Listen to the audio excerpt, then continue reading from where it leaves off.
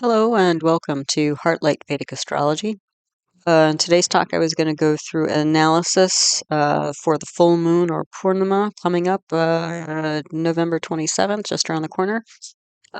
This is a Vedic astrology or Jyotish analysis, and based on what I was seeing, it looks like the theme for the month or for this new cycle is New Philosophy Transforms Communication. So let's take a look. A note beforehand, the information presented here is for educational purposes only and should not be considered medical, financial, professional, or life advice of any kind. If you are in need, please contact an appropriate professional for support. All right, so if you're new to Vedic astrology or Jyotish or my videos, all of my teaching videos on the subject are in my concepts playlist. And wherever you see a double asterisk in one of my talks, that means there's a teaching video on that subject.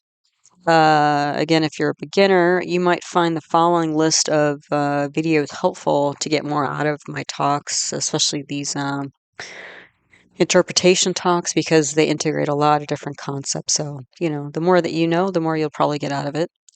So they are North, South, and East Indian style charts, Introduction to Navigating a Birth Chart, the Lagna, also known as the Ascendant, Rising Sign, First House, Introduction to the Constellations or Rashis, Planetary Aspects, Natural Benefic and Malefic Planets or Grahas, Nakshatras or Lunar Mansions, Parivartana Yoga or Planetary Combination. Well, it is a planetary combination. Also, I have a whole list of videos on the symbolism of each planet, and that playlist is the Planets or Grahas playlist, so you can look up individual planets and learn more about them. Also, for this talk, I would check out my houses or bhavas playlist because I'm going to be talking a lot today about the second house or second bhava and the third house or third bhava, as you will see.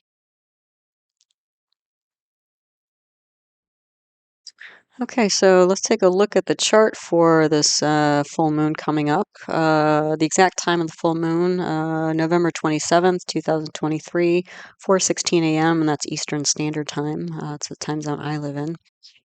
Let's look at some of the just day information.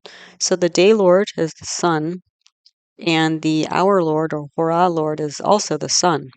So already that tells us a lot. The sun represents things like career, health, purpose, and soul. The specific dasha period or planetary period of this moment in time is moon, moon, Mercury, Mercury. So just from those two planets doubled up, we have a lot to deal with in terms of the mind, because the moon represents the intuitive mind and Mercury represents the analytical mind, and also communication. Moon can represent emotions, and Mercury can represent analysis, but Mercury is also about learning and communication. Right, and then the Lagna Nakshatra or a lunar mansion. And the Lagna again is the first house or the rising sign is Swati. Symbol of Swati related to it is fragile new grass blowing in the wind. And so whenever I meet somebody who has important Swati placements, um, they tend to have this nervous, kind of restless energy. So it can, because of the symbolism, it's basically telling us this is a fragile new beginning here. Yeah. Especially because it's in the Lugna, the first house, because anything in the first house really sets the tone and ripples through the rest of the chart. Okay. Then we have the moon nakshatra, and the moon is in Rohini. And Rohini is all about attraction, abundance, romance, art. It's considered the most attractive um, in the folklore of this tradition. Rohini was the favorite of the 27 wives, and because she was so attractive.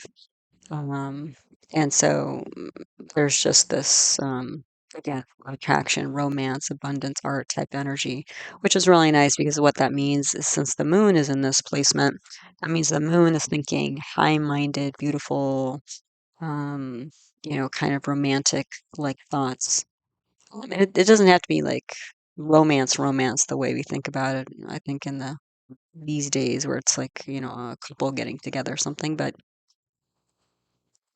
definitely not in survival mode, because romance is not about being in survival mode. It's about kind of the extra stuff, right? And being in a good place and having extra energy to pursue something like romance, for example. Okay. So let's see here. Okay, so that's just kind of setting this. So all of this preliminary information is just setting the tone for what we see in the chart. All right. So let's go through house by house, starting at the top in the Lagna, also known as the rising sign, ascendant first house, all different names for the same thing. So the Lagna is in Libra, the little 7 in the corner there that you can see. That represents, even though it's the first house, the little 7 represents the 7th constellation or Libra, also known as Tula in Sanskrit. Libra is a movable air sign. And again, if you don't know what that means, you might check out my other video on constellation categories because I go through that kind of terminology. But essentially, it's a very active mental space of this person, if this is a birth chart we're looking at, or if we're looking at a moment in time. It's very much about ideas and changing ideas and thinking a lot and that sort of thing. And then if we combine this with the Swati energy, this is a new way of thinking. It's a brand new way of thinking. Okay. So in the Lugna, we don't have any planets sitting here conjoined in the Lugna, but we do have this retrograde Jupiter in the 7th house aspecting. You can follow that kind of orangish arrow up to the top here. So we have this Jupiterian energy translating into the first house. Jupiter, again, I always think of Santa Claus when I think of Jupiter. It's a very high-minded, benefic planet. It's all about balance and justice and spirituality and uh, teaching, education. So again, we have more education, learning energy here. It's also about oration, so speaking. Yeah. So again, already we're picking up again like communication. Yeah. Jupiter is retrograde. That makes it strong. It's an Ashwini nakshatra. Ashwini nakshatra is symbolized by the Kumara twins, who are the celestial healers. So there's a lot of healing energy coming through into this chart. Yeah. So we have this fragile, nervous new beginning, but there's this sort of attempt because Ashwini is like you can kind of think of Ashwini as it's not like a placid energy. It's actually a very it's the first nakshatra of the zodiac, and so there's this whole. That's another indication of like new beginnings and sort of charging forward. Yeah. Um, so there's this attempt, especially because Jupiter's the great benefic planet, to bolster or save some sort of situation. Yeah, and bring a lot of goodwill to it. Just from this, what I've mentioned so far, if you watch my talk on analysis of the new moon on November 12th, you'll see that this is actually looks like it's a continuation of that story. Um, because at that time of the new moon, we also had a Libra Lugna. So that's interesting. All right, so the Lugnatia is the ruling planet of the chart, and that's the ruling planet of the constellation in the first house. So Libra is ruled by Venus. So Venus is the Lugnatia for this chart. Venus is in the 12th house we see here, up in the, was it upper right corner? But it's debilitated because it's in Virgo. So that destabilizes potentially this person. If it is a person or moment in time, because Venus isn't very strong. And actually, not only is Venus debilitated, but it's with a natural malefic, Ketu. Okay. And then this is actually fairly similar to the chart that I looked at on November 12th with the new moon, because Venus and Ketu are essentially in the same place. Venus and Ketu are both in Chitra nakshatra, that's symbolized by a gemstone. And because of the different facets of a cut gemstone, you can think about like structure and architecture, type of energy here. Venus is the planet that symbolizes also romance and art and beauty and the finer things of life, compassion, sociability. K2 is a very different energy. It's a very fiery planet. It's a very explosive planet. It's kind of an oddball energy, unusual energy. It can be foreigners. Um, and you can see that Venus is just about to cross K2. So there's something that's going to pop here. Something that's going to shift pretty dramatically. The other thing is that Venus and K2 are in Virgo, and Virgo is ruled by Mercury, and Mercury is over here in the third house. I've circled it in green here. Mercury is also not very stable because Mercury, as you can see here, is in the first, it's not quite, it's in the first degree, but we've only made it 29 seconds. So Mercury just landed here. So Mercury is not stable because any planet that's in the first or last degree of a sign, we call it Sundi, is not stable. Okay, so that makes this 12th house situation also unstable. Yeah. Although there is a little bit of strength potentially because we tend to like it when rulers of a negative house go to another negative house. It's kind of like two negatives create a positive. So, but still, with Venus just about to cross K2 and Mercury, Sundi, 12th house is unstable. But we can see with this kind of larger, wider, kind of purple lavender arrow that I drew here, just a couple days after this moment in time, once Venus crosses K2, it's going to pass right into Libra, and that's actually going to strengthen Libra. So whatever, this is kind of the last push before Venus gets stronger. And again, if this is a person, the uh, Libra person is going to start regaining their strength. Yeah. Let's see what are right here. So Venus also represents partner or loved one. And so Venus being in the 12th house represents things like losses, expenses, also places of isolation. So it may be that the partner here, either the Libra person or their partner, and it could be pretty close associate. It could be a spouse or spouse-like person. Um, this partner or loved one is on the brink of releasing old mental framework. Because again, the energy of Virgo is very much it's a dual earth sign, and it's ruled by Mercury. So it's a detail-oriented kind of efficiency manager, organization, queen type energy. And it's a very, because of that kind of super structured, very pragmatic energy. Again, that's another tough, energy for Venus, who wants to, flow over their cup into other people's cups and keep the cups flowing. Venus is just left to their own devices, but we have this constricted energy of Virgo, and then we have this explosive energy of K2. So something's going to give here. Yeah. And Venus is going to be released from this situation. But again, it seems like it's a mental framework because the ruling planet of Virgo is Mercury, and Mercury is a planet that represents analytical thinking. So Venus, this Libra person, is going to reemerge from this retreat in a couple days, and that'll bring back strength as well as peace and grace. Yeah, because again, Venus has been challenged here for the last almost month. All right, so yeah. So then if we moved, we count counterclockwise. This is a North Indian style chart. If we count counterclockwise, we'll find the other houses here. So the second house, you can see there's Sun and there's Mars, both fiery planets. Fiery planets are very active, initiator type planets. Mars is combust, so Mars is so close to the Sun right now, it's essentially eclipsed by the light of the Sun. So you can't see Mars and the things that Mars represents. Mars represents things like initiative and courage, and what else does it represent? Siblings, which actually is very important for this chart. Um, so what else do we have going on here? Okay. The nice thing is that Sun and Mars are now in Anuradha, and I talked a lot. Again, that chart I looked at for the new moon from November 12th, I talked a lot about Vishaka nakshatra, and I did mention Anuradha nakshatra because Mercury was in Anuradha 2 weeks ago for that new moon.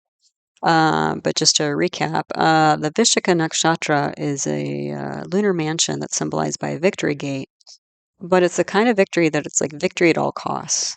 So it's a very goal-oriented, with relatively minimal, if any, care about the collateral damage that comes about winning whatever that, race or goal is. Yeah. So, there's going to be a lot of relationships that, get tossed aside or resources that get burned up as long as the goal is met. The nakshatra right after Vishaka, though, is Anuradha. And Anuradha is also victory, but victory through building bridges. So, what's also interesting to me at this particular moment in time is that as Sun and Mars, Sun also represents, can be like the king or the president, and Mars represents like the commander-in-chief of the army and or somebody like a CEO type thing. And together, this is a lot of fiery energy. We're talking leadership and potentially military stuff going on here. Um, what was I going to say? As Sun and Mars have shifted from Vishaka to Anuradha, there's actually this now ceasefire that's going on between Israel and Hamas, and they're exchanging hostages and prisoners. So instead of just, going at each other full throttle and blowing up, whatever they're blowing up hospitals and everything else, and all these innocent people, being collateral damage, now they're starting to calm down a little bit and exchange prisoners. So it just, I was like, wow, you can really see how this is playing out even on the global stage. Okay. So anyway, it's a good thing that Sun and Mars are here because that means this is about building bridges. And the second house, I've done a talk on that. The second house is about family. It's about the inner circle. It's about oral communication, that sort of thing. So this is about leadership in those areas of life. Okay. The other thing is that we have uh, not just Sun and Mars here, but we have this moon that's in the eighth house in its exaltation sign of Taurus. And moon again is in this nakshatra of Rohini of being attractive and abundant and romantic and beautiful and this sort of thing. So we bring all that lovely energy up into the second house. That's great. Yeah. In addition to that, so a little tweak here, in addition to that, is that Saturn is aspecting into the second house, 10 houses away from its current position, and Saturn is in its own constellation of Aquarius that it rules, that it owns. So Saturn's very strong. Saturn is currently in a nakshatra called Satabhisha, and Satabhisha is translated as 100 healers. So this placement in the sky can represent things that are difficult to heal or people who work on healing difficult things. So usually things like, diseases and disasters or healers or, crisis workers or something like that. So there is, because Saturn is in its own sign in the fifth house of intellect, there's also this notion that on the top of the mind, this person, again, if this is a birth chart or somebody, is looking for how do we build for the long term? How do we heal the current crisis and smooth things out for the long term? And that energy is also getting aspected into the second house. Okay. So again, all this building bridges leadership, Sun and Mars, and we all this attractive energy of the mind, the intuitive mind, emotional mind, also there. That's going to, when you combine it with that aspect of the Saturn and Satabhisha, this is all about, healing, building bridges, and paving the way forward through this difficult situation. Um, yeah, so what did I write here? Leading new efforts and productive conversations, because again, the second house represents especially oral communication and conversations to build bridges and deeply transform family close circle, right? And again, the leadership is going to be happening both internally and externally because the sun is visible, but Mars is not. So the real kind of deep transformation is happening, as well as this more outward, external transformation. The other thing is that the second house represents like savings and financial gains and stuff like that. So whatever money losses might have happened, and money losses might be related to property, because Mars represents property and Saturn represents property. They're both bhumi karakas, or karaka means symbol, so, and bhumi means land, property, so they're both symbols of land. So there may have been some issues because, again, we do have, even though Sun and Mars are in Anuradha and that sort of thing, there's still 3 malefics on the second house. So there have been some issues there, with leading the way forward, but it looks like a lot of positive transformative energy is coming into that house. All right, then the third house here, we have this Sunday Mercury. So the other thing about Mercury, besides being unstable because it's Sunday in the first degree of Sagittarius here, it's also in a nakshatra called Mula. Mula is symbolized by a bunch of roots that are tied together.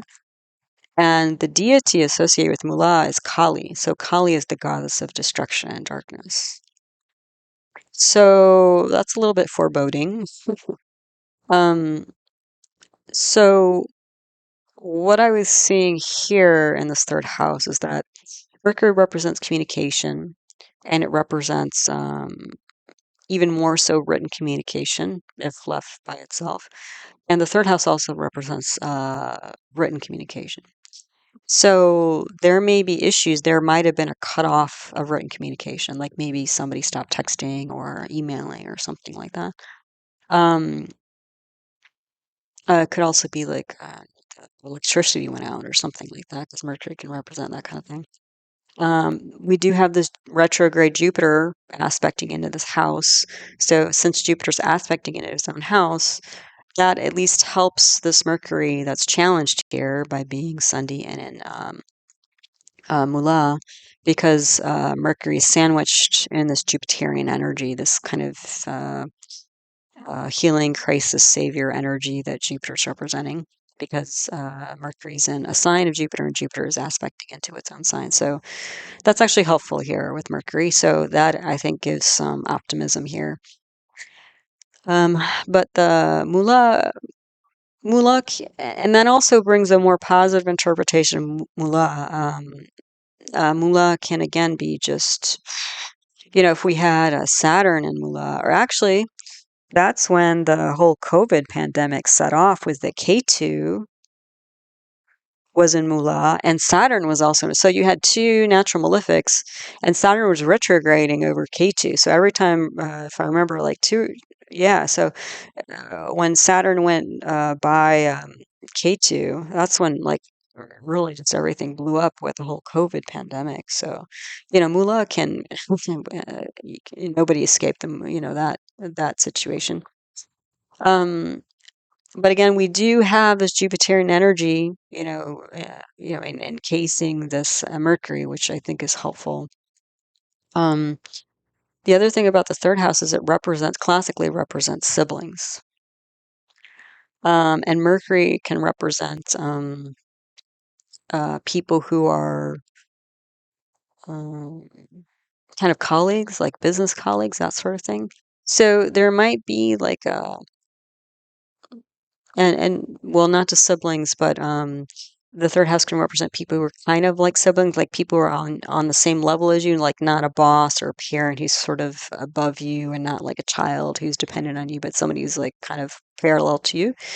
And so it looks like, especially with Mars being combust, because I mentioned with that, there's maybe you haven't seen your siblings or something like that. That this might also represent communications being cut off. So it might be that there's a sibling that's estranged, is what I'm getting from all this. But again, there's some hopeful energy that this can bounce back. Let me just see what I wrote here. So much activity because this Jupiter's going to expand. It's going to increase the activity here. There's a lot of activity going on to attempt to heal through written communications, again, text, emails, but it may not be as effective as the oral communication, because the Sun and Mars and Anuradha, that's a stronger energy. So it may be that attempts to text or email this person are just, they're not responding, or they're getting lost, or, nothing's really coming back that's helpful or productive, that sort of thing. So there's this attempt to recover if there's no contact or the person's MIA.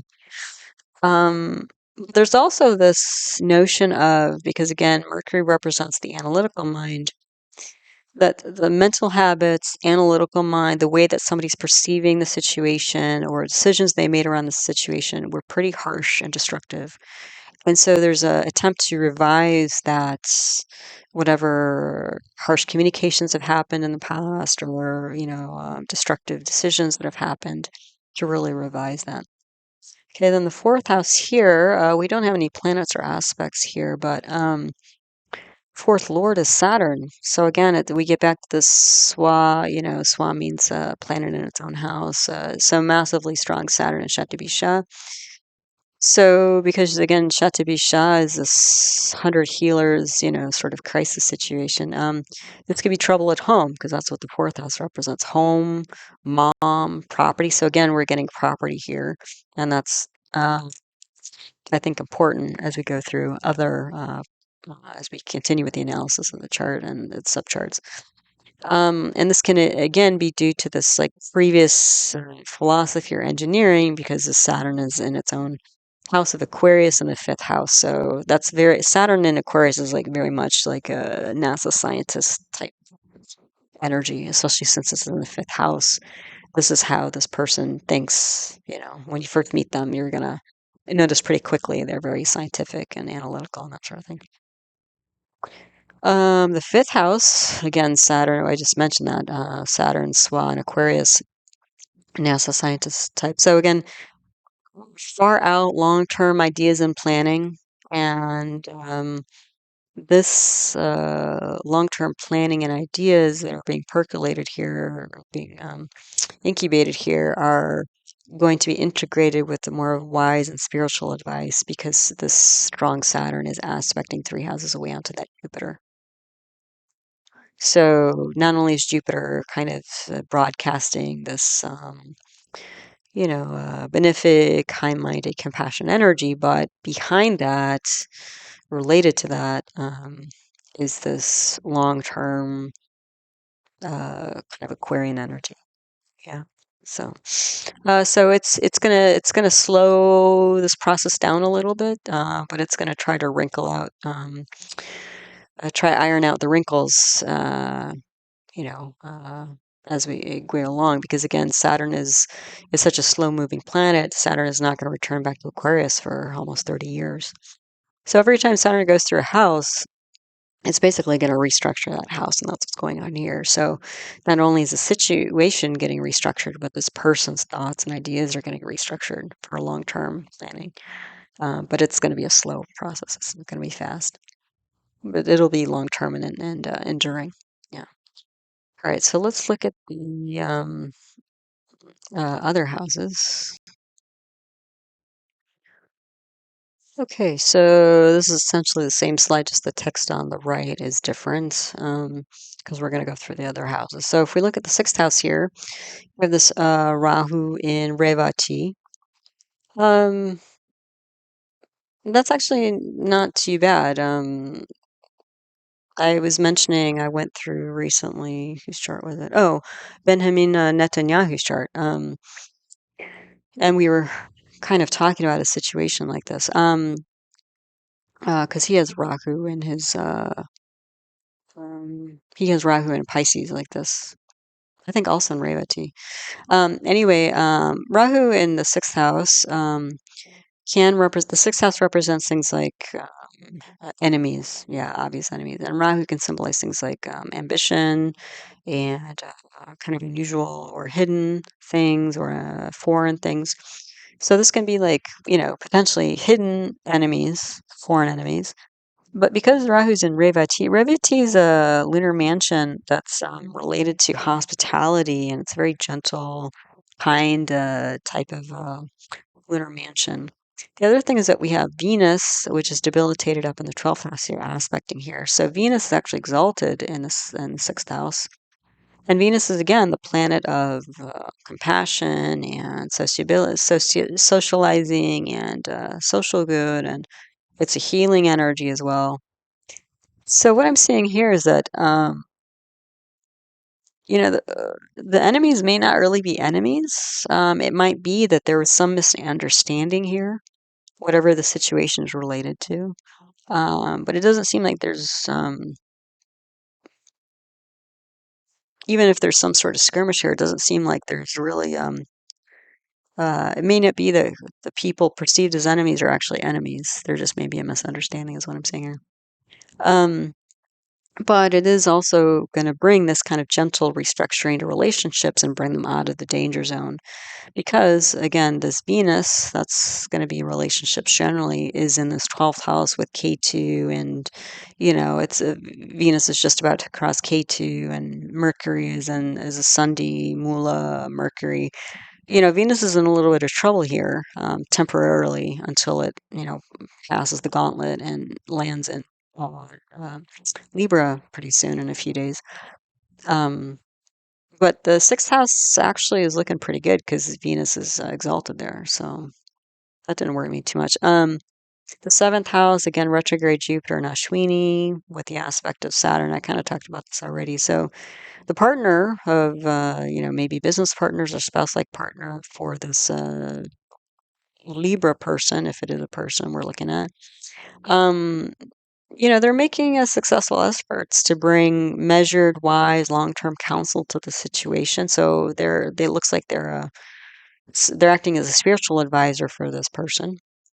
And there's also a deep transformative psychology going on for the partner, because this Sun and Mars Anuradha situation, even though it's the second house for Libra, it's the eighth house for Aries, which is where Jupiter is. And the eighth house represents deep psychology. So, on a deep level, this partner, whoever's represented by the seventh house, is really on a deep level transforming themselves in a positive way that's helping this whole situation. So, that's nice to see. The eighth house I mentioned, we have the exalted moon and Rohini. So, this Libra person, and then we have the Sun and Mars aspecting here, and there in Anuradha. So again, this whole 2-8 axis is looking pretty good here, because of the nakshatras and because Moon is exalted. Mars is also Swa, so Mars is strong, but Mars is combust right now. So again, a lot of this transformation is happening on a deep level you can't see, but that's the seed of it. So once it starts to grow, then it's going to start out picturing into the 3D. So what did I write here? So again, this Libra person, loving, compassionate, beautiful, transformative energy, leadership energy, and deep in the mind.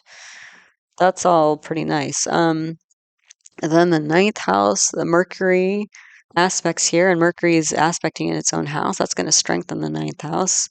That's nice. And this Anuradha Mars, even though it's combust, is also shining into the ninth house. So we're talking new initiatives to transform government, authority, satsang. Satsang means a spiritual community, because the ninth house can represent those things: government, authority, satsang. It could also be father. That's a possibility too.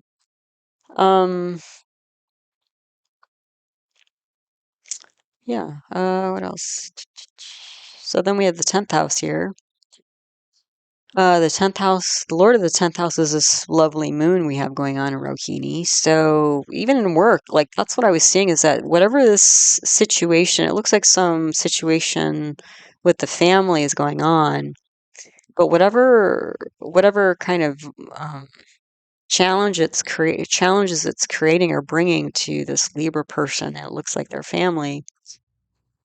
The Libra person is transforming, and this transformation is developing a new deep psychology. And this new deep psychology is not only going to help this particular acute situation, but it's going to spill over, ripple through the other parts of their life and other relationships in their life. So we can see that with the 10th house, of which represents career. So these new mental habits are instigating change at work as well. Is sort of a positive byproduct of all this. The 11th house ruled by this Anuradha sun. So again, transformative leadership, on in a public way, public space. We've got this strong Saturn aspecting here. We've got the strong Jupiter aspecting into this house. So again, similar change, but in the realm of group and income. So there's just kind of more, it's just, the cup is overflowing and in positive ways. Then the 12th house we've talked about, the K2 Venus is about to cross K2. So transformative retreat.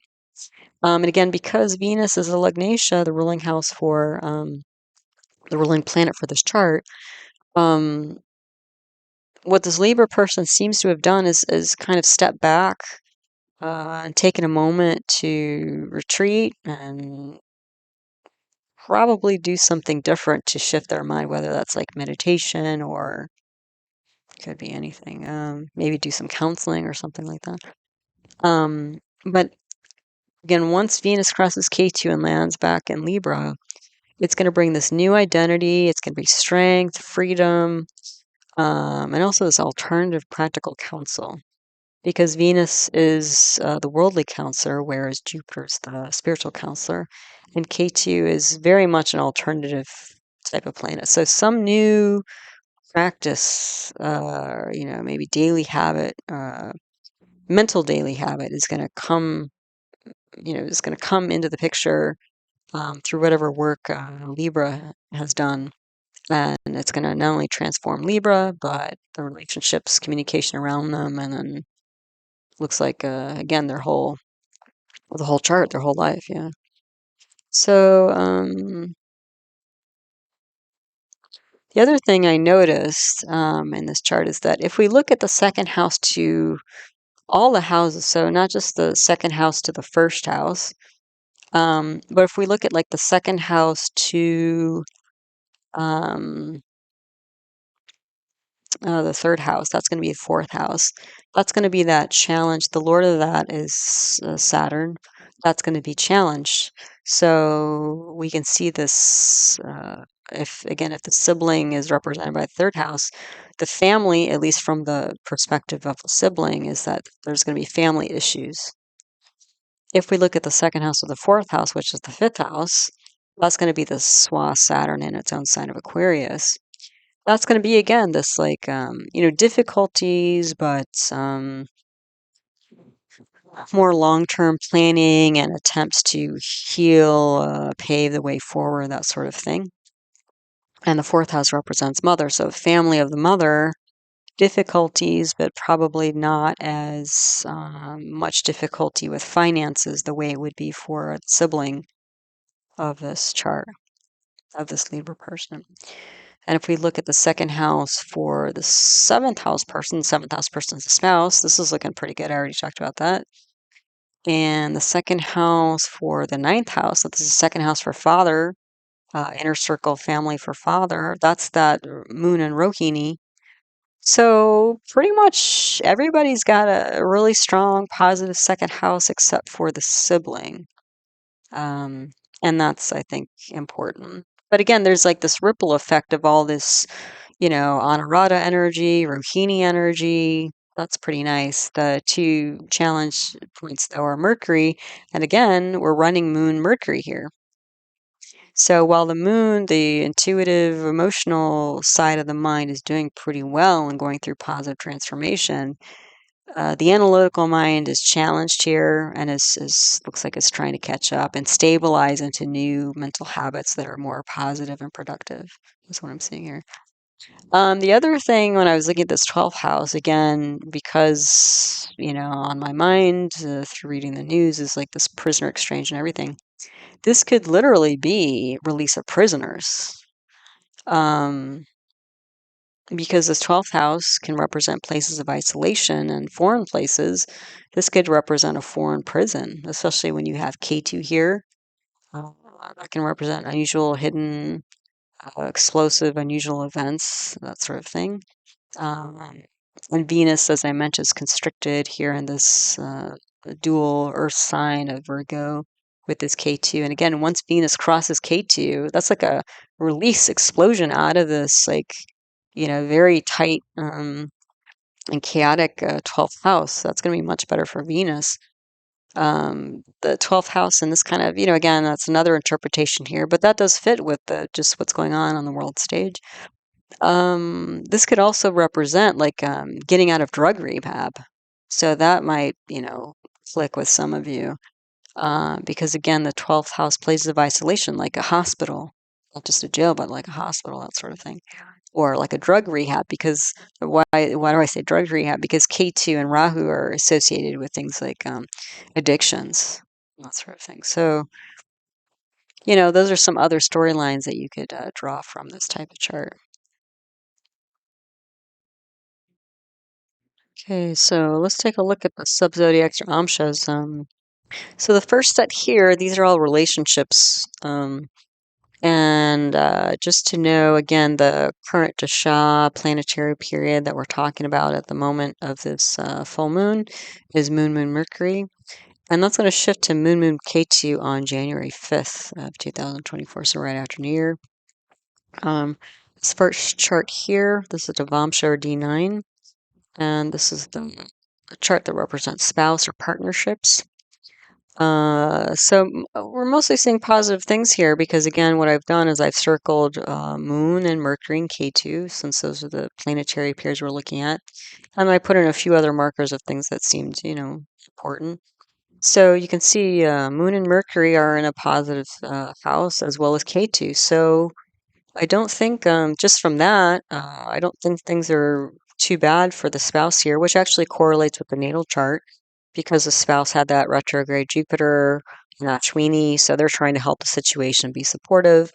And then their constellation is Aries, and even though it's ruled by Mars and Mars is combust, it's with the Sun, and they're both in Anuradha, and Mars in its own house. So there's still strength there, and so the spouse looks like they're leading, doing what they can to support and lead and, advise and that sort of thing. So that's all basically here as well. Um, the thing, though, is that we do see that the spouse of the spouse, which means the native, is challenged because the spouse of the spouse is this Venus that I've circled here. And Venus is, again, debilitated in Virgo in this Navamsha chart. And it's got Mars on it and K2 on it. So two malefic planets. It also has Saturn aspecting onto it. So three malefic planets on Venus, debilitated Venus. That's going to sink Venus a bit. So again, just confirming that the native is challenged. And this restrictive quality, like the Venus, I mentioned the kind of juxtaposed energies of Venus, K2, and Virgo. We're basically getting that again for the Libra person, the native of the natal chart. So we do have a parivartana between Mercury and Mars. That's pretty nice because just with Mercury and Moon in the fifth house, this is somebody who's looking for advice or counseling about new ideas and ways of thinking about this. And then if we bring Mars, we swap Mercury and Mars. Mars is going to bring even more of this initiator energy, beginnings energy, um, alternative energy. So that's good. And then what else do I write here? So yeah, getting counseling on new ideas, perspectives to make new decisions. And then also I circled here this retrograde Jupiter and Cancer in the 8th house. So Jupiter's exalted in Cancer.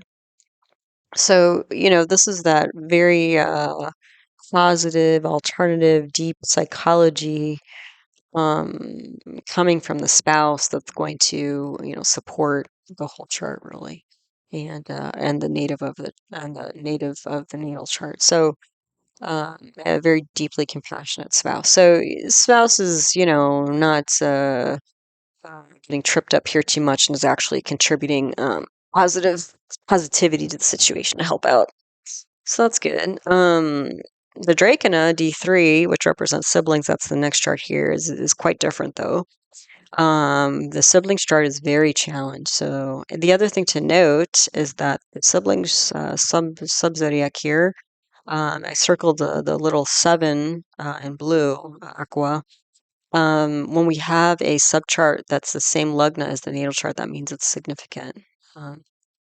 So again, and we'll see why, I think. So the same lugna, and look, we have moon in the 12th house. That's a negative house. Mercury's in the 3rd house again, recreating that position. And K2's in the 8th house. So Moon, Mercury, K2, all of the Dasha planets here are all in negative houses in the siblings chart, subchart. That's a lot of challenge because the Moon, again, the emotional mind, Mercury, and home. Mercury is communication decisions. K2 is with Venus again because they're so close. Yeah, so feeling cut off, feeling emotionally detached. That's what I'm seeing here. So since it's so challenged, I was like, well, when might this let up? So I started looking ahead at the different dasha periods. So after Moon Mercury, then we have Moon K2 January 5th, and then it goes to Moon Venus. So how's Venus in this chart? Well, at least it's in its own sign, but it's still in the 8th house. So it's probably better than K2, but still negative. But it's gonna, I think it's slowly, we're seeing direction towards positivity here. Because I'd rather be in a Venus in its own house, own sign in the 8th house instead of K2 in the 8th house. I'd rather that for myself, typically. At least when you have, even though that Venus is in negative house, it's still, with it being a strong Venus, it's going to make whatever is going on in the 8th house, and again, we're talking deep transformational psychology, it's going to take the edge off and it's going to lift things up. Yeah. Then there's Moon, Sun. So Sun is in another negative house, 6th house here, but at least there's a parivartana, exchange of houses between Sun and Jupiter. So that's actually going to lift the Sun up. So we're slow. You can see there's a progression, like from K2 to Venus to Sun. And we're going to have Moon, Sun happening 13th of March, 2024. And then finally, on March 28th, 2024, we're going to have Moon, Mars. So Mars finally is in a positive house in its own constellation in the 2nd house of, again, family and oral communication and savings and all this sort of thing. So, yeah, it's going to take longer. That's what I saw in the natal chart was something's, the siblings really down and out and probably estranged and communication's not great. But it looks like there's a chance to bounce back here. But again, this Moon Mahadasha is going to last through 2033. So there's still going to be issues for a while, but at least this acute situation should improve, which is good. So what does all this mean? So yeah, again, the siblings need some time. It's going to take them longer to process whatever's happened and heal old wounds. They will start to be more willing to talk, take action, and restructure things in March. And again, integrating alternative perspectives because again, K2 is showing us the 8th house here. And whenever K2 or Rahu's in the 8th house, already that's showing us like this is an alternative minded person. And then on top of that, we have Venus in its own constellation, the 8th house. That also shows even more of this, alternative mindsets. And then again, we have this Swa Saturn in the 5th house. It's funny that Mercury is in the same place and Saturn's in the same place. So, yeah. So again, long-term planning and, rebuilding here is what's going on for the sibling, but it's going to take them longer. Then this last chart here is the Dwadashamsha D12. This represents parents. So again, if we look first at where's the moon, moon's in a positive house, so that's good. Where's Mercury? Mercury is in a negative house, but there's a parivartana between Mercury and Jupiter. That's going to help quite a bit. Then K2. So there's going to be a bump there. Looks like in the beginning of January, and then we go Venus, Sun. So there's going to be a few bumps, and then finally Mars comes back to the is, we're back in the second house again. So I put this red square because you'll see as already we've got Mars in the second house. That's pretty amazing. So again, there's a initiative, building bridges in the family and savings and inner circle. That kind of energy keeps running through here. So even though there's going to be some hiccups and that sort of thing, it's not as strong. It's not as troublesome for the parents, it seems. The other thing is that we have this Saturn, which is debilitated in the fourth house. So mom may be quite challenged here more than dad, because dad has Jupiter retrograde in there, and then he's got the with the moon. So dad's more optimistic, and then the parivartana between Mercury and Jupiter. So dad's probably holding strong more than mom. But both of them, with the Saturn aspecting into the first house, that's going to bring Saturn into Capricorn. They're going to be much more pragmatic, looks like. And the other thing is that this Mercury coming back through parivartana into the ninth house, probably they're leaning on their faith, specifically religious faith, maybe spiritual as well, but I was seeing more religion here.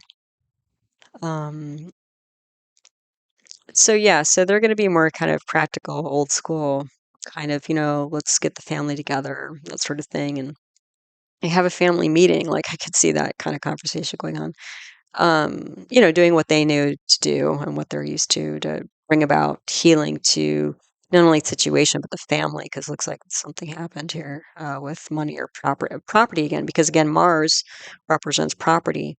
And we do in the siblings chart, I didn't draw an arrow here. Hopefully I remember to put that back in, but there's Saturn is aspecting into the second house. So again, we have Saturn and Mars, two planets representing property in the second house of assets. So, what else do I write for this Dwadashamsha chart? So some temporary challenges with I think with adjusting to the situation, the new philosophies that are being introduced by Libra, the Libran spouse. But again, more of a practical, grounded approach to all this, relying on religious faith and community. And supporting the family restructuring in March. So again, and you'll see this again, this Mars in the second house. You'll see just I have more subzodiacs to go through, but you'll see this continues. So this is again relationships. Again, mostly challenging for the siblings, which is what we saw in the natal chart. Okay, so then I started looking at subzodiacs or amshas for work and money, just to see what might be going on here, since it looked like there was some kind of savings or property potential situation going on. So just to see what we can see, right? So the first chart here is the Dashamsha D10. This represents a career. It was mostly good here. The moon, the Mahadasha is is positively placed, although it's with a debilitated Saturn. Mercury's also in a good house. K2, there's going to be a bump, looks like in January, because K2 Venus is in the third house.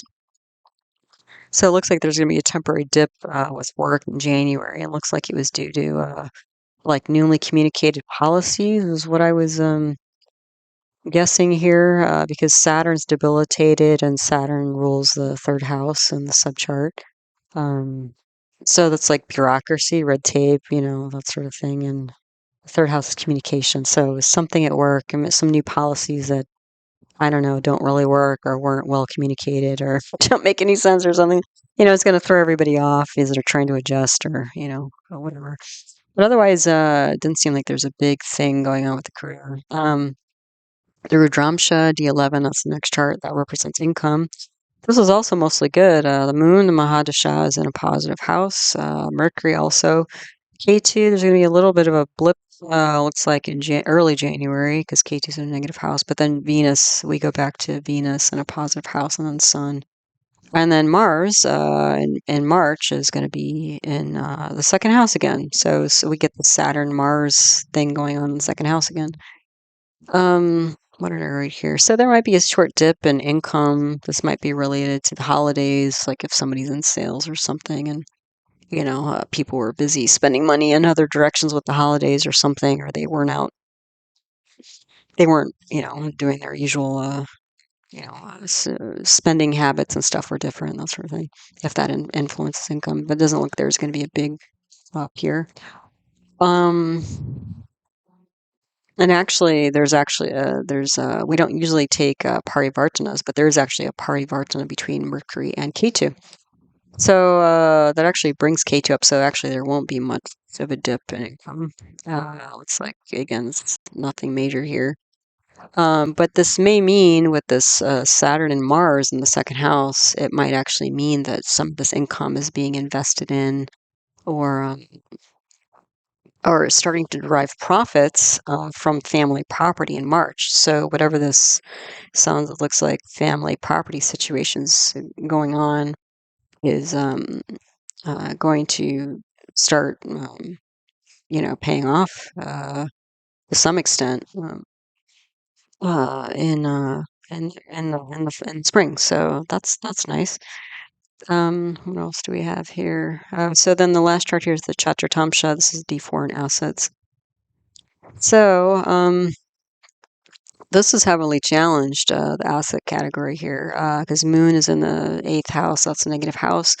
Mercury is in a negative house. Ketu's in a negative house. And then finally, Venus is in a negative house. And then finally, Sun and Mars. So March is when you can see some improvement here. And again, this gets down to, I think, considering new approaches. Even though Moon, the Mahadasha, is in this negative house, which could represent things like, bankruptcy and stuff like that, potentially. At least the Sun is aspecting into this house, which is ruled by Leo. And since Sun rules Leo, that's going to protect at least non-living assets or non-living things associated with the 8th house. So it looks like, you're going to escape if that's on the table. It looks like there's going to be a last-minute kind of escape from that in the spring. And also rebuilding, reinvesting. The other thing to know is since Moon is in the 8th house, and the Moon is going to be Mahadasha until 2033, that's like 10 years out, may be that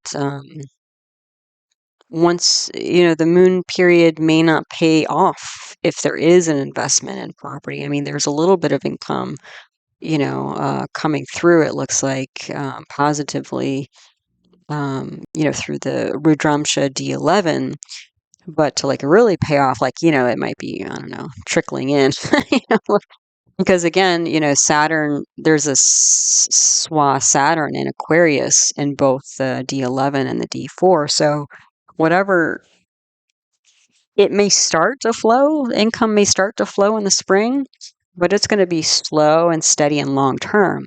So the big payoff, like when this might really, pop, is actually 10 years out. Because after the Moon period, you go into Mars, and then that's going to be a much better situation. And then what is it? Mars, Rahu. Yeah, so, like if you're looking to turn something over, like maybe invest and then sell something off, if you want to sell when it's high, you might have to wait on that kind of thing. But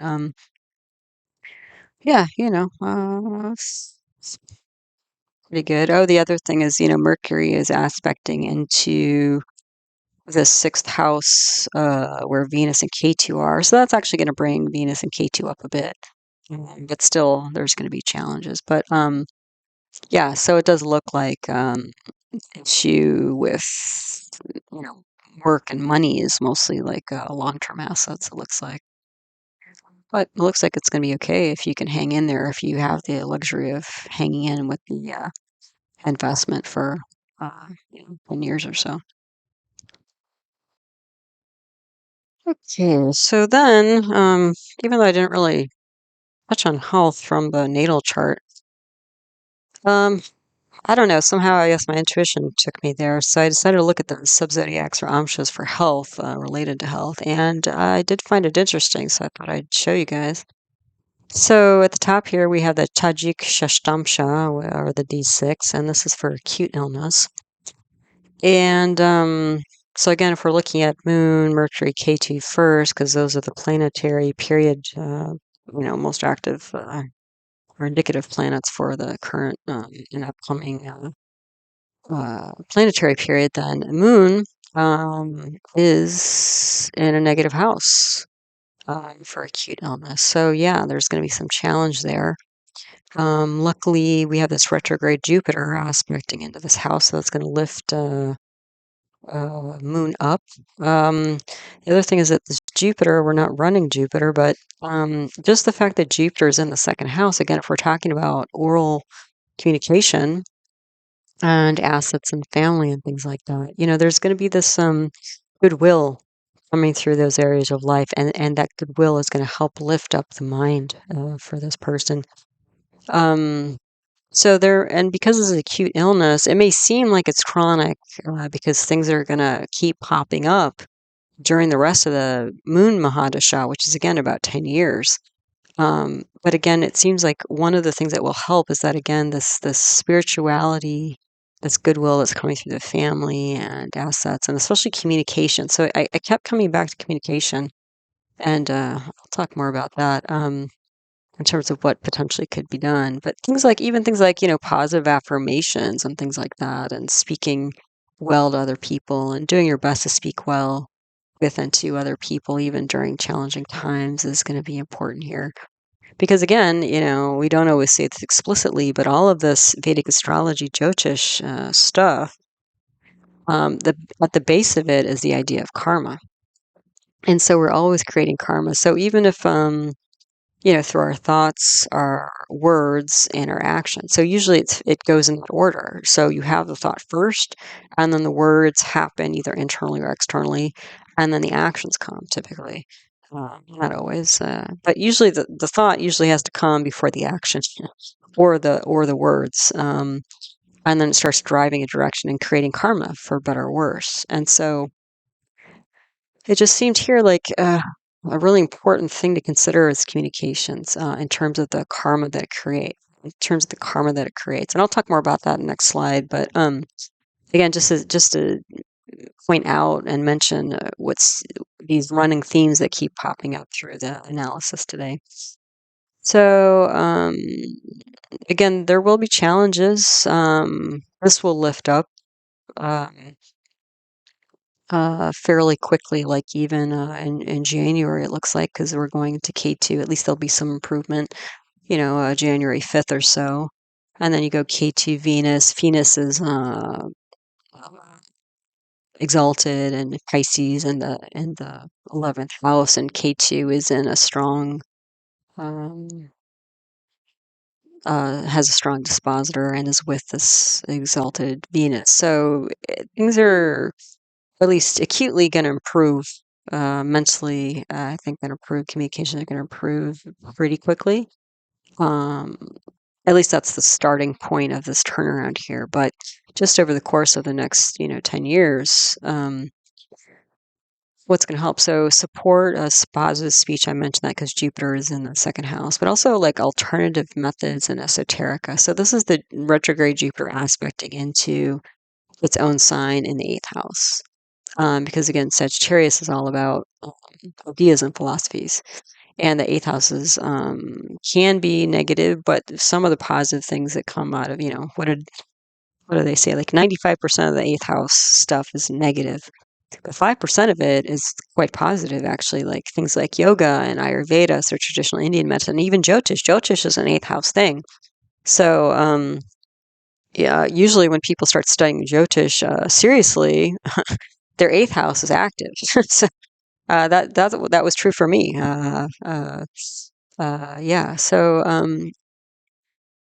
Yeah. So finding alternative ways, because we looked at the parents' chart, and the parents are, they're doing things the way they know how, and it's well intentioned and well meaninged, but it's a little bit old school. And so finding new methods, ideas, groups, and especially because we have this K2 and Venus situation, the 11th house of groups, clubs, and societies, finding a yoga community or some other alternative community where you can discuss, other ways of thinking that are helpful, that's going to support, positive self-talk and talk with other people and affirmation, all this sort of thing. Like it looks like, maybe that could even be like a New Year's resolution if you're into that kind of thing.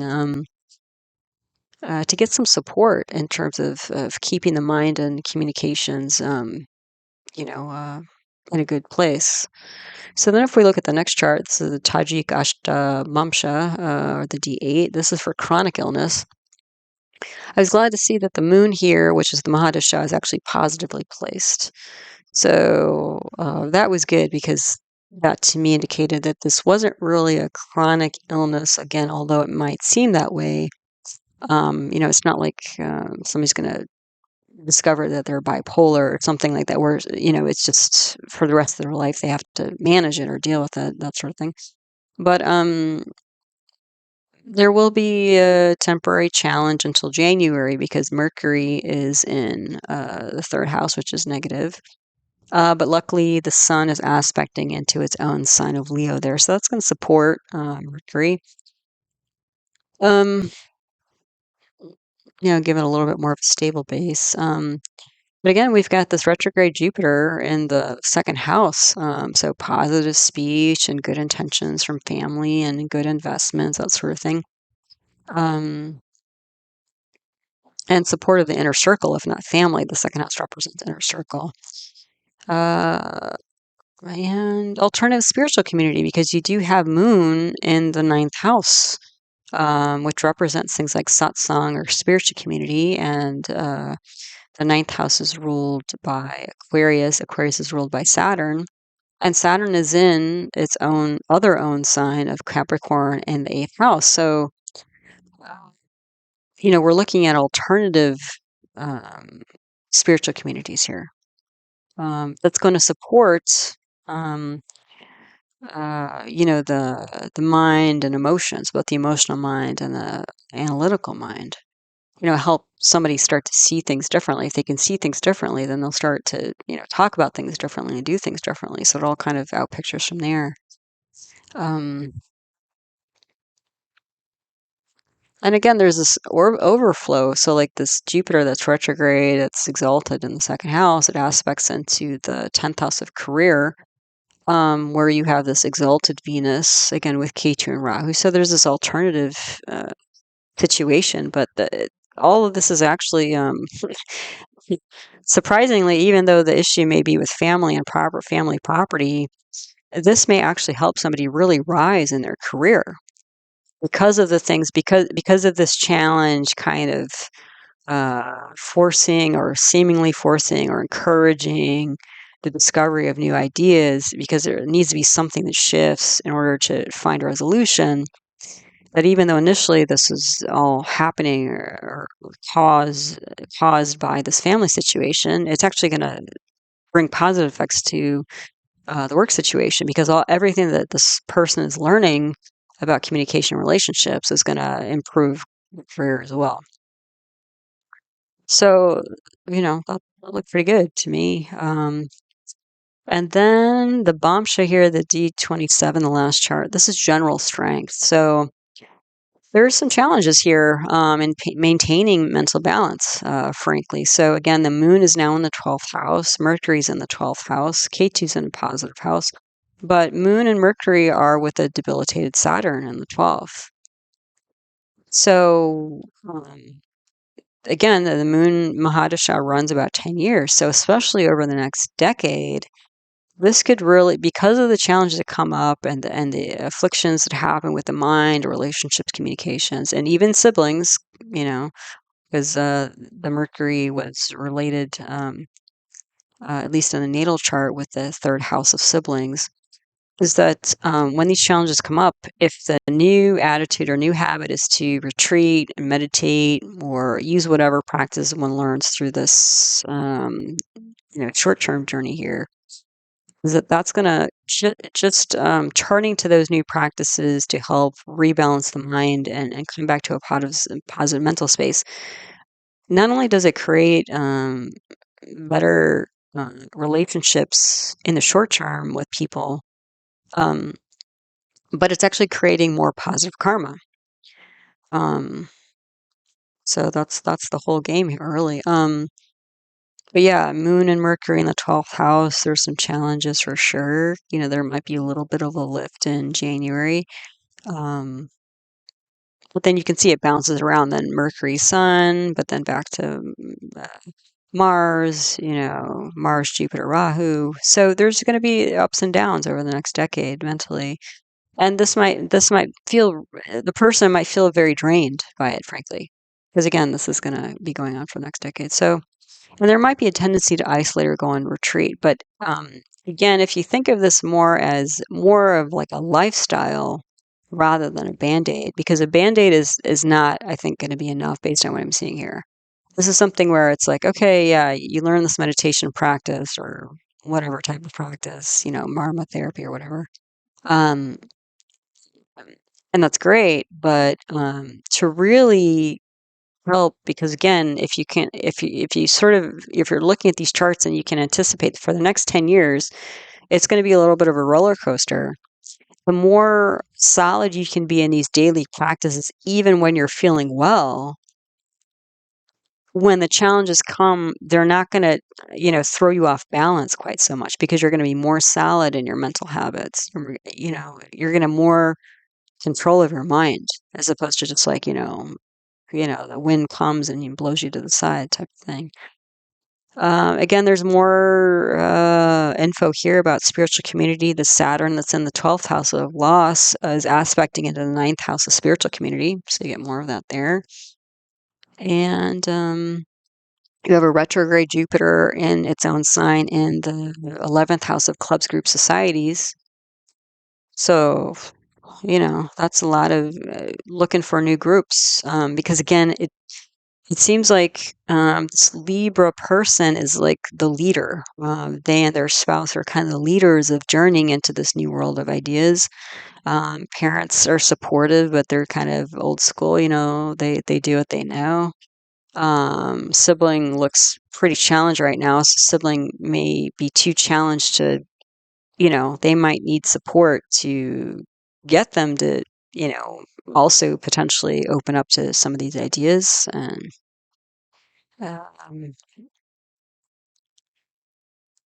um, yeah, so it is what it is. What else did I put here? Will trans. Oh, okay. Yeah, but there is this whole thing too about transforming relationships, because like the Venus here is in the third house. Again, of siblings. So this is getting back to the sibling bit. And the third house is an upachaya bhava, so it's a house that gets better with time. It's also in Cancer or Karka, so that means home. And you have this retrograde Jupiter in its own sign, aspecting into the third house. So that's is pretty good. So there are going to be times when there's going to be this upliftment regarding siblings.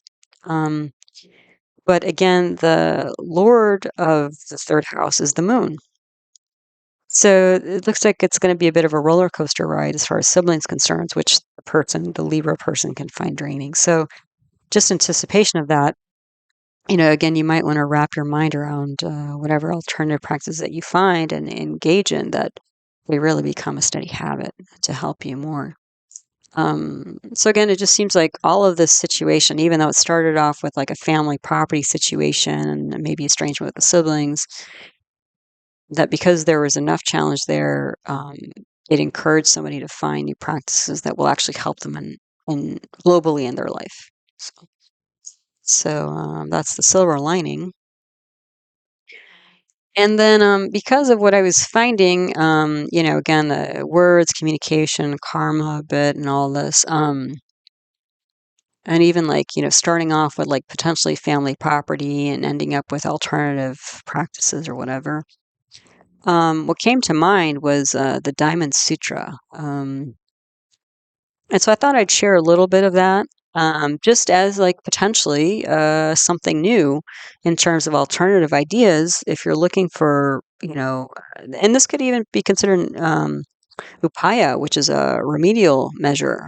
We use upayas in astrology to help ameliorate effects of planets and stuff like that, negative effects of planets. So just learning about this and potentially following it will help develop new positive karmas that will improve things in life. So let's just take a look at this. So in Sanskrit, the Diamond Sutra is called Vajracchedika Prajnaparamita Sutra, and that translates as the Diamond Cutter Perfection of Wisdom Sutra. So it's very lofty.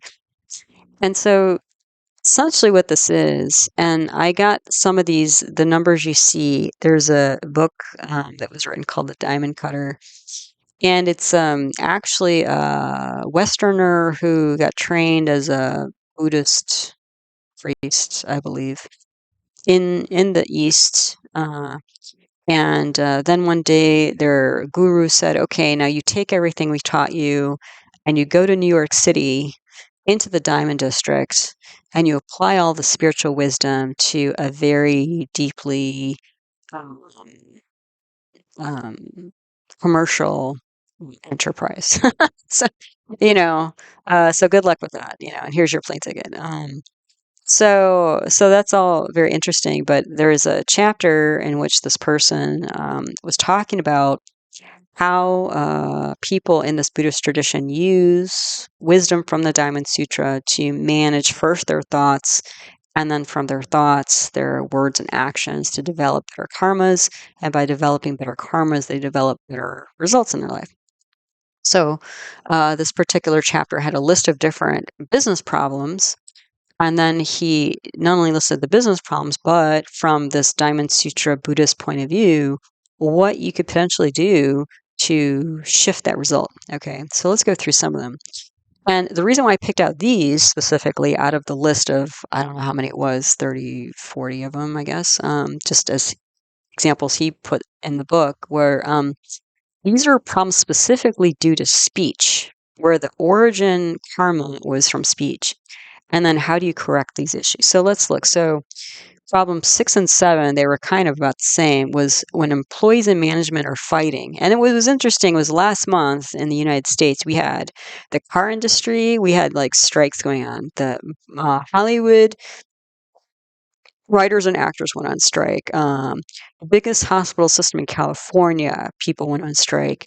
The national pharmacy workers it was just like one after the So I thought that I was just sort of thinking about that when these came up. But when employees and management are fighting, that's problem 6. Problem 7 is falling out with business partners, no matter if you change them. So you change your business partners and it keeps just, project keeps falling apart. So from the Diamond Sutra point of view, the reason why these results keep happening in life is that um, people are at some level, somewhere in their life, engaging in talk with the aim of dividing people. So to fix this employee management fighting situation or the falling out with business partners, the advice is to never engage in talk with the aim of dividing people. So that might be, for example, gossiping about somebody, and intentionally or not, what you're doing is you're potentially putting negative thoughts about somebody in somebody else's mind to direct them away from that person. And it doesn't have to be super, virulent or, hugely, again, even small things, even there are going to be small chinks in the armor here. So anyway, I mean, this is a very alternative way of dealing with business problems, right? I mean, this isn't like, read the book, How to Win Friends and Influence People, right? So that can be helpful too, but even for that to work, even if reading that book helps from this whole deep tradition of Jyotish and the Diamond Sutra and all this Eastern philosophy, is that even for that to work, there has to be some good karma supporting it. So how do you generate more good karma? Well, you do these sorts of things. So then if we look at the next problem, number 10 in his chapter, external problems keep happening, like random external problems, like acts of God, like whatever storm happens and it I don't know, tears apart the office building, or it floods and it destroys your crops or whatever. You can't make any money off of it. So the karmic response to this is be careful with keeping your promises. Because if you don't keep promises, then your lack of following through on that promise may be a windstorm in somebody else's life because they were counting on you, right?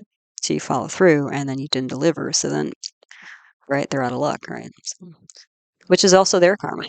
But again, if we're focusing on your karma, then, these are things you can consider. So again, you may not believe this, but I'm just presenting it as, because again, it does actually seem to flow with the idea of this moment in time that we're analyzing. So another problem that was listed in this book chapter was number 15 was competition is ruthless and they always get the upper hand, like no matter what you do. So the remedy for this is to not speak harshly to other people. Mhm. So even just reading this, when I went, because I read that book a bunch of times and I just picked it up off the shelf again. I haven't read it in a long time. It's just even rereading it. I'm like, oh yeah, okay. I do speak up, more than I should. So, what kind of karma is that generating for me? I don't know. Probably not the best. So even just to be more mindful about speech is really, you can see all these different problems that could potentially be ironed out through that. So problem number 26 was group projects never work out. So the karmic remedy for this is to be totally honest in how you represent ideas. So just to be completely straightforward, where the person you're talking to could never come back and say, you know what? You told me this, but you didn't tell me this. Like you presented it one way, but then their experience was a totally different way because you didn't present all the information correctly, directly, or whatever. So that literally nobody can come back and fault you for what you've shared. You've been even if you have, even if you don't have the right information, you're as transparent as you can be about what you do know and what you don't know as well. So, because again, like even these little white lies and things that, are happen all the time, it's still a lie on some level. And, lies, even when we look at Jyotish, a lying combination, which I think I mentioned before, is usually when we see Mercury and Mars together. Because Mars can be a thief, and Mercury is the mind, the analytical mind. So this is somebody who's crafting speech to steal, like basically, or steal somebody else's thoughts. So, all right. So what else? So problem number 30 was people are always criticizing you.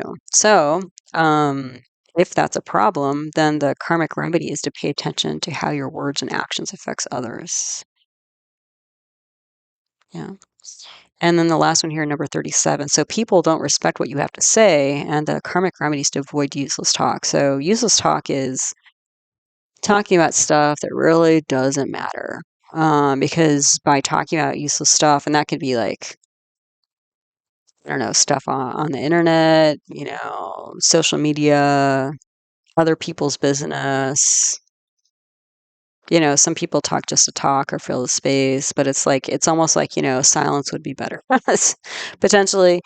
Because again, you're one, wasting your energy. You're creating karma for yourself. The other thing is you're potentially wasting somebody else's time and energy, and that's not good karma. So anyway, so I just thought again I'd present this since we were talking about all this alternative, you know, uh, philosophy that this Libra person could be finding, and if you look on the internet, you will find stuff like yoga and meditation, affirmations and things like that. But this kind of information, I think, is harder to find. So again, it just seemed like for some reason, intuitively, I was supposed to include it today. So take it, as a suggestion if you want.